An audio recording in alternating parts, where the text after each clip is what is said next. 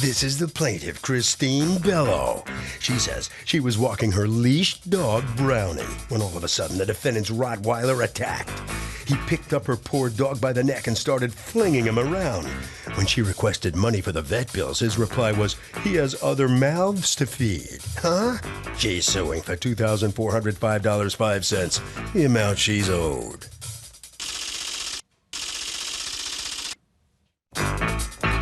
This is the defendant, Jonathan Williams. He says the plaintiff knows full well their dogs don't get along, and for the life of him, he can't understand why she would bring her dog over to his house and onto his property to say hello. That's right, it was like she was inviting a confrontation or something. He doesn't feel he's responsible and hopes the judge agrees. He's accused of failing to control his Rottweiler.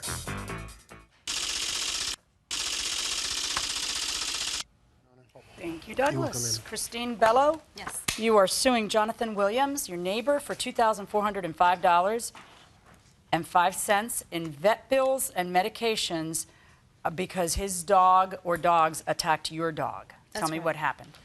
Okay, I was walking my dog on a leash. My dog is a Cocker Spaniel. He weighs about 30 pounds. Okay. I've been in this neighborhood over 10 years. I always walk my dog on a leash. I've never had a problem with any other pets in the area. I'm crossing the street. I passed his house. At the time, there was no fence. His yard is not fenced. I saw him and his wife in the backyard. I waved to them. I said hello. Where are you when this happened? On the sidewalk. On the public sidewalk? Yes, I'm on the sidewalk. Did you My go dog onto is on his the leash. property? No, I did not go onto his property. Okay, we have a little sketch here. Let me see if I can just show me where you were, show me where he was. Come on up, man. Come on up. Okay, his driveway is about here on this side. The front of his house faces this way. The front of my house faces there. I crossed the street this way. We're walking. I waved. The Rottweiler comes running out from behind the garage and grabs my dog by the neck or back. Like, The Rottweiler, I assume, was not on a leash? no, I did not see a leash. He had a collar on. I don't know if, all I saw was a collar. You want to go back? Okay, go ahead. Yeah. So what happened? So the Rottweiler took him by the back, started to kind of fling him around. And his wife had another dog in the yard. I don't know if she had him on a leash or not. It looks like a small pit bull.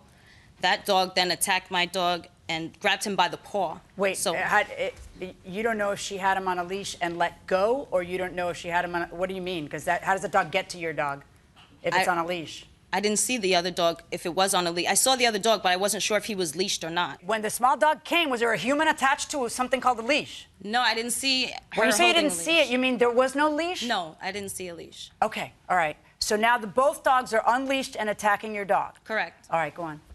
And so I'm yelling because I wasn't getting in between the two of them. I'm asking someone to come and help me. 3 of them now. There's 2 dogs and my dog, yes, 3. Okay. And he had a cast on, so he couldn't really come to grab his dog or take control of his dog. So basically somebody from across the street, I don't know if it was another neighbor, some guy came and punched the Rottweiler in the back to get him off of my dog. So Right. once he punched him, he let go. My dog tries to run home. The Rottweiler then chases him to my property. They run around my car, and he grabs him a second time. And this time, again, that same gentleman, I don't know who he is, but he came and hit the Rottie with like a stick or something. He hit him again. And the second time that he hit him, the Rottweiler ran home, and I took my dog inside. And this was on my property. All right, now, had the dogs had problems before? Well, we tried to introduce each other one time, and it didn't work. My dog thinks he's big, and he just like barks. So I don't go over there to play. To play. No, we don't. I was just walking him in the neighborhood like I always do, and his dog came out and attacked him. All right, now, so you took the dog to the vet, and what happened? What was wrong with the dog? Well, he's had to have 2 surgeries. The first surgery, he got an infection, and they had to cut him again and like remove a lot of dead skin, and they put sutures, and he had drains, and I had to put medicine into these drains. It was just Let ugly. me see the medical records from Sure. the dog. All right, Mr. Williams, what's going on? Yes, that day, that cast she was talking about, I had knee surgery, ligaments replaced, so I couldn't really move. My Rottweiler was in the back on the chain and with his choke collar that he broke through when she saw her dog, when they came up and she said hi to me. But her dog she done told me many a times when her Cocker Spaniel don't get along with anyone. If you try to pet it, just a normal person, it tries to bite you. She told me before that when she brings it to the vet, she has to muzzle it. So her dog was barking. My Rottweiler came from the back. I tried to grab him, but I just had knee surgery on February 25th. Okay, but I don't understand. Where was your Rottweiler before coming from the back, quote unquote? He was in the backyard. I had him Loose. out. No, he was on a chain. He was on a chain in the backyard? Yeah, and on a choke collar, and my other dog was too. So he broke loose from the chain? Yes, this is the... And this she's is the, not on your property, she's on the sidewalk? She was on the sidewalk, and her dog they were right on the verge. Her dog, when it happened, the attack happened on the grass. So I tried to grab my Rottweiler, I couldn't because I had a cast on. My other dog broke loose too. How do two dogs break loose, Sweet Pea? Because it's bad enough and odd enough that one dog would break loose. My wife had it on a leash. I'm asking. Okay. On a chain that's that thick, that's already unbelievable. But two dogs, what are the odds? It's much more likely that your dogs are not chained or leashed. No. That they're just roaming free and you don't have a fence to have the privilege of doing that. No. Well, the second one was on a leash, but when it happened, I grabbed my leash from my wife because she ran to go help with the dogs to separate. I couldn't control the other dog because my leg, I didn't have no stability, so he got out of my hand. No, that's just my sister. Just your sister. We bring your sister instead of your wife. Yeah, right. sister. Just your sister. She's got to sit here and be moral support for your ass. Just my sister. Where's your wife? She's at home because I have no one to watch my younger son. Okay. Did you get an affidavit from your wife? Anything? I left it at home. Left it at home? Yes. Okay. The dog eat your homework? No. All right.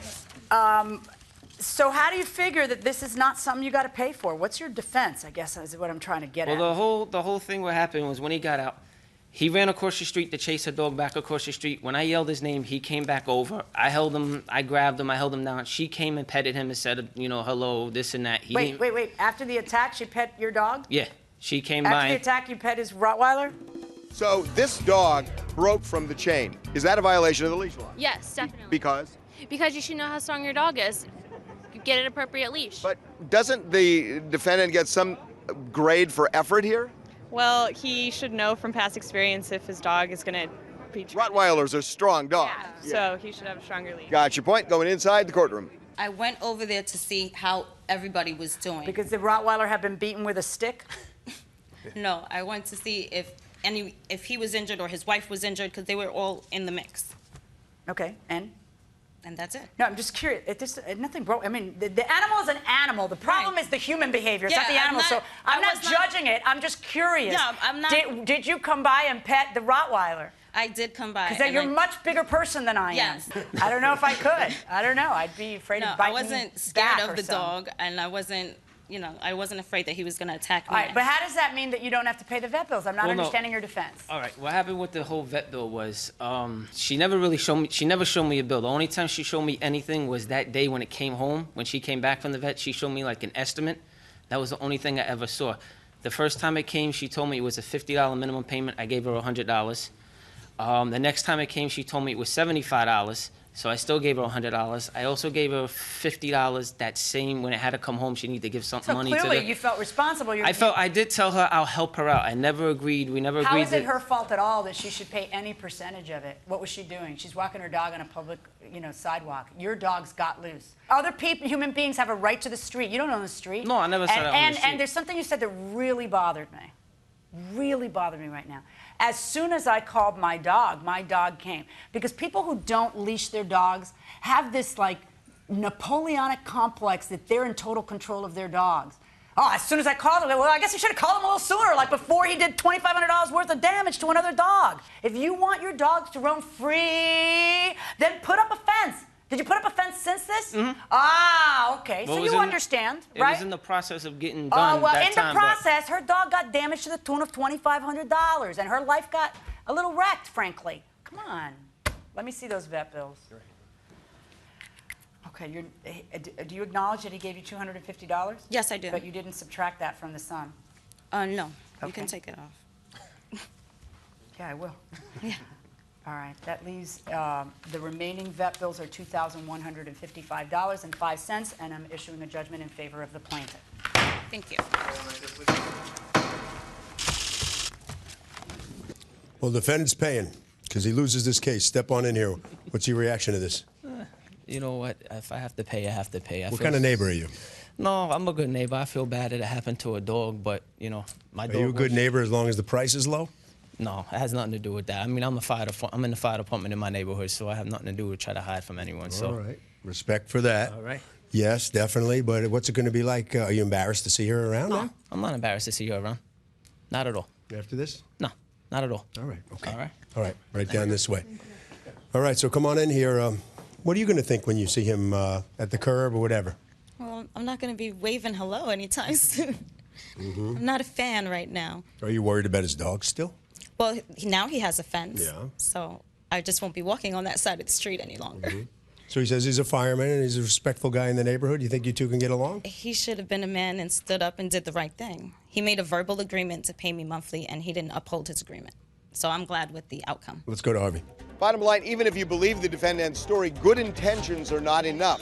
This defendant needs to keep this dog restrained on whatever it takes to make sure he doesn't break free. The dog broke free, therefore it's a violation of the leash law.